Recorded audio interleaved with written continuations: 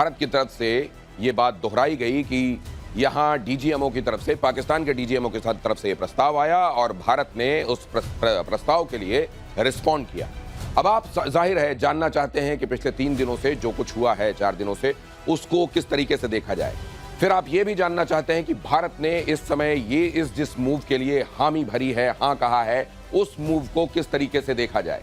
आने वाले दिनों में चीजें कैसे अनफोल्ड होती हुई दिखाई देंगी, ये भी कि क्या एक बड़ा ट्रैप कहीं पर बिछाया जा रहा था, कहीं कोई ऐसा जाल जिसमें आने से आखिरकार भारत ने इनकार कर दिया और वो जिनके मंसूबे थे वो धराशायी हो गए। मैं आपको ये बताऊंगा, ये यूं ही नहीं कह रहा हूं। और देखिए मेजर गौरव आर्या, आपको इनिशियली जरा ये बता दें मेजर गौरव आर्या, ये जो दिखाई दे रहा है और जो चल रहा है जी, वो क्या क्या है इस समय नटशेल में, जिसको समझ लेना चाहिए 3 से 4 मिनट।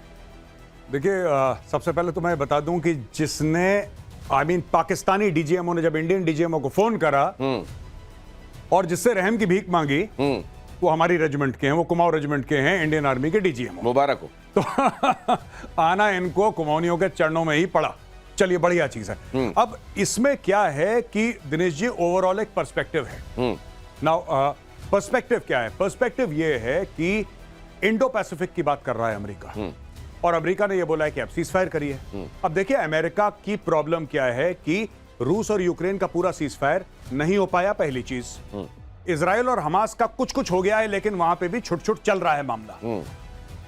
ये अमेरिका के लिए बहुत परेशानी वाली बात है। और अमेरिका भारत को यह कह रहा है कि छोटे मोटे चक्करों में मत पड़ो, ये पाकिस्तान जैसे कीड़े मकोड़ों के चक्कर में आप क्यों पड़ रहे हो। आपके सामने एक बहुत बड़ी चुनौती है चाइना, और वो हम दोनों की चुनौती है। अच्छा, दूसरी तरफ पाकिस्तान का जो एम्बेसडर है अमेरिका में, वो जाके लेट जाता है, नतमस्तक हो जाता है और कहता है कि पापा मुझे बचाइए, पापा बहुत मार रहा है, वो गंदा आदमी है, वो बहुत मार रहा है, बचाइए। अब ये सारी की सारी जब चीजें हैं, और आपको एक बात पता है, एक दिन पहले आईएमएफ का लोन क्लियर होता है $1 अरब का, 2.3 का टोटल 1 अरब की किस्त होती है।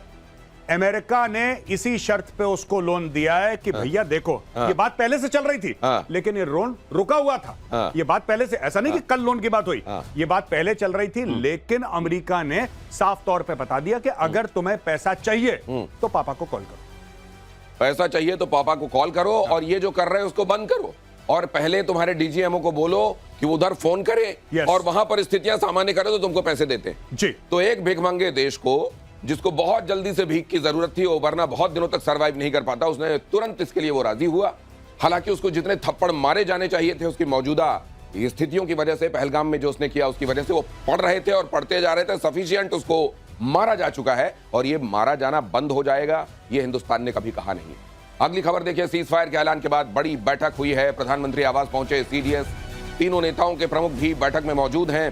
प्रधानमंत्री आवास पर यह बैठक चल रही है, जहां सीडीएस अनिल चौहान मौजूद हैं, और साथ ही तीनों सेनाओं के प्रमुख भी मौजूद हैं।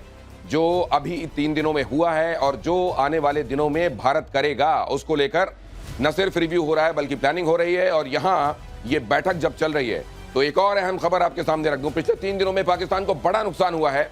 Air defence system, radar system ध्वस्त हो गए हैं। पाकिस्तान का कमांड और कंट्रोल, उसको जबरदस्त नुकसान पहुंचा है। पाकिस्तान के सैन्य ठिकाने भी तबाह हुए हैं। पाकिस्तान में कई टेरर कैंप पूरी तरह नेस्त नाबूद हो गए हैं। और भारत पहले दिन से यह कहता रहा है कि हमको नीर क्षीर विवेक से काम लेना चाहिए।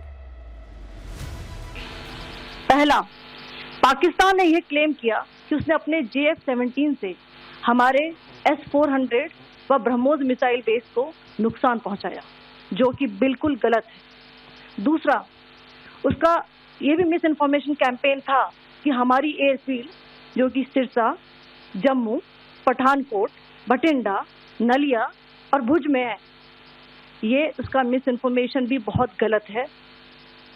तीसरा, पाकिस्तान के मिस इन्फॉर्मेशन कैंपेन के मुताबिक हमारे एम्यूनिशन डम्प्स जो चंडीगढ़ और बियास में है, उसका डैमेज हुआ, यह भी बिल्कुल गलत है। हमने आपको मॉर्निंग ब्रीफिंग में बताया था विद फैक्ट्स एंड फिगर के साथ कि ये सारी चीजें बिल्कुल सही सलामत हैं।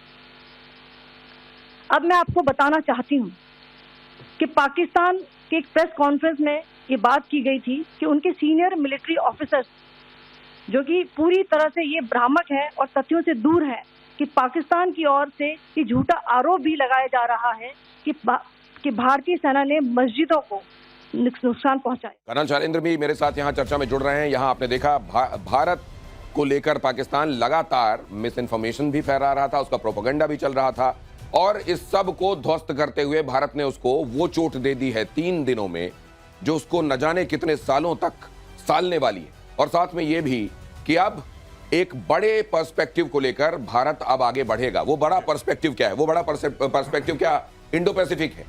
एक तो इंडो पैसिफिक, देखिए एक न्यू नॉर्मल सेट हो गया। मैं 2 भागों में आपकी अनुमति हो तो बताऊं। हाँ।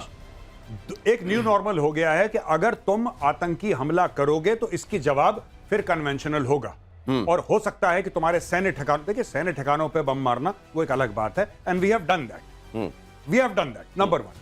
और तुम्हारे आतंकी पंजाब पाकिस्तान में छुपे और लाहौर में छुपे, उनको मारा जाएगा, पहली चीज। दूसरी चीज ये है कि एक बड़ा पर्सपेक्टिव इंडो पैसिफिक, ये अमेरिका आज से नहीं, अमेरिका पिछले 3 साल से रशिया को भी समझा रहा है directly indirectly. Trump administration, Biden तो कह रहा है लड़ो, बाइडेन तो कह रहा था लड़ो, लेकिन ट्रंप हर समय कहता था कि लड़ाई बंद करो। यही ट्रंप ने नेतन्याहू को स्टोरी समझाई कि लड़ाई बंद करो, क्योंकि वो चाहता है कि अगर ये सारी लड़ाइयां बंद हो गई तो फिर पूरी दुनिया फोकस करेगी चाइना के खिलाफ। अगर ये नहीं हुआ तो दुनिया छितराई रहेगी। ट्रंप ये चाहता है, उसने देखिए टैरिफ के थ्रू बहुत जबरदस्त चोट मारी है चाइना को, वो चोट उसको भी लगी है लेकिन उसने मारी है। और ट्रंप क्यों कर रहा है? क्योंकि ट्रंप को एक सक्सेस स्टोरी दिखानी है अगेंस्ट चाइना, एक उसको सक्सेस स्टोरी अगेंस्ट चाइना दिखानी है, और ये ट्रंप का एक बहुत बड़ा कारण इसके लिए हो भी सकता है। एक बात जरा ये देखिए, इसको जरा बिग वॉल में डालिए। ये जो कहा जाता है कूटनीति की भाषा में, जो बताया जाता है और उसके साथ साथ जो बिटवीन द लाइंस होता है, वो बहुत महत्वपूर्ण होता है। मैं चाहूंगा ट्रंप का ये ट्वीट यहां पर डालें। आपको ये समझना चाहिए कि भारत के सामने हमेशा 2 फ्रंट्स रहे हैं, एक पाकिस्तान का फ्रंट और दूसरा चाइना का फ्रंट। जॉर्ज फर्नांडिस से लेकर तमाम लोगों ने हमेशा वक्त वक्त पर यह चेताया है कि हमारे लिए बड़ा फ्रंट कौन सा फ्रंट है, वो चाइना का फ्रंट है। अब जरा यहां देखिए, after a long night of talks mediated by the United States, I am pleased to announce that India and Pakistan have agreed to a full and immediate ceasefire. Congratulations to both countries on using common sense and great intelligence. Thank you for your attention to this matter. अब ये देखिए, यहाँ जो बात बताई जा रही है, अब उसको ध्यान से देखिए। जो नहीं दिखाई दे रहा है, जो प्लेयर नहीं दिखाई दे रहा, और आपको हमेशा ये बता दूं, सुन जू की जो कंट्री है, सुन जू का जो देश है, जिसको आप चाइना के नाम से जानते हैं, वो सिनेरियो में दिखाई नहीं देता, लेकिन वो खेल खेल रहा होता है। उसके खेल को वक्त से पहले खत्म कर देने का काम भारत ने यहां पर किया है। कैसे, वो हमारे एक्सपर्ट्स बताएंगे। अमेरिका की मध्यस्थता में एक लंबी रात तक चली बातचीत के बाद यह तय किया गया, लंबी बातचीत जिसमें बहुत सारे पर्सपेक्टिव्स डिस्कस किए गए होंगे। भारत जितनी तेजी से बढ़ती हुई अर्थव्यवस्था है, वो बहुत सारे देशों को बिल्कुल हजम नहीं हो रहा है, खास तौर से ड्रैगन को तो बिल्कुल भी हजम नहीं हो रहा है। दूसरी बात यह भी समझिए कि किसी वॉर में जाकर आप अपने ऑब्जेक्टिव अगर अचीव कर लेते हैं तो फिर उसमें और बने रहकर उसको ट्रैप नहीं बनने देना चाहिए। शायद भारत ने यह भी वक्त पर रियलाइज किया है। क्या मैं सही कह रहा हूं? वो मैं समझूंगा। कर्नल शैलेंद्र भी हमारे साथ जुड़े हुए हैं, लेकिन उससे पहले एक बड़ी खबर देखिए। सीज फायर से पहले पाकिस्तान पर भीषण पलटवार, जवाबी हमले में पाकिस्तान के 8 एयरबेस तबाह। रफीकी, मुरीद, चकलाला, रहीम यार और नूर खान एयरबेस, ये जो है, और नूर खान एयरबेस तो आप जानते हैं रावलपिंडी, उनके सेना मुख्यालय से लेकर उनके वो तमाम ठिकाने जिनको वो अपने गर्व के ठिकाने समझते थे, अपनी फौजी गौरवान्वित होकर वो बताते थे कि इन जगहों पर देखिए हमारे ये वो मिलिट्री इंस्टॉलेशंस हैं जो हमारे लिए एक तरीके से तमगे हैं। उन तमगों पर जाकर बम मारने का काम हिंदुस्तान ने किया है। लेकिन जैसा मैं कह रहा था, मुझे जो लगता है, जितनी मेरी थोड़ी बहुत समझ है कर्नल शैलेंद्र, कि आप जाएं, आप अपना काम करें, लेकिन वो जगह भी आपको मालूम होना चाहिए, वो पर्टिकुलर टाइम भी आपको मालूम होना चाहिए जहां आपको बुद्धिमानी का कदम उठाते हुए अपने ऑब्जेक्टिव्स अचीव होने के बाद उस जगह पर फंसे रहकर उसको ट्रैप नहीं बनने देना। जय हिंद, नमस्कार दिनेश जी। मुझे आप एक बात बताइए, अभी तो हमने लड़ाई शुरू करी नहीं थी, अभी तक हम सिर्फ जवाब दे रहे थे। हमने अपनी वॉर ऑन टेरर डिक्लेयर करी, उसको हमने किया स्ट्राइक, उसके बदले में उसने कुछ किया, इसलिए हमें कुछ करना पड़ा। मैं आपको बड़ी जिम्मेदारी से बता रहा हूं, अगर पिछले 24 घंटे में जिस तरह की मीटिंग्स हुई हैं, उससे आपको क्या नहीं लग रहा, एक जोड़िए तारों को, आपको नहीं लग रहा आज की रात महंगाई की रात होने वाली थी? तभी आज की रात निश्चित रूप से और बहुत महंगी रात होने वाली थी। वो जो बोल रहा है ना long night, today was a long night otherwise, I am telling you.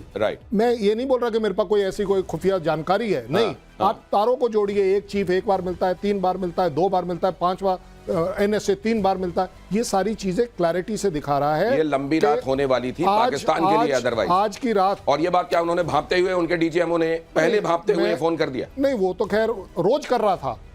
ये तो एक्चुअली इस बार अमेरिका को रियलाइज हुआ है कि भाई साहब ये अब बात आउट ऑफ कंट्रोल चली जाएगी, क्योंकि अगर इंडिया। सर एक बड़ी खबर आ रही है, वो बता दूं, आप कह रहे हैं रोज फोन आ रहे थे, आज भारत ने उस फोन को एंटरटेन किया है। ये जरा देखिए, पाकिस्तान की एयरफोर्स को बड़ा नुकसान, हमले में सरगोधा एयरबेस धुआं। ये सरगोधा बहुत महत्वपूर्ण है।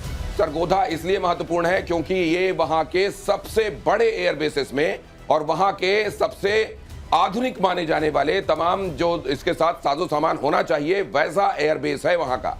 ये सरगोधा को 65 में भी भारत ने तबाह किया था, मारा था, और एक बार फिर से सरगोधा के एक बड़े हिस्से को नष्ट किया गया है। उनके मिलिट्री इंस्टॉलेशन, खासतौर से एयरबेसेस को, जो कल से लेकर आज तक निशाना बनाया, और वैसे तो उसको मार पड़ी रही थी।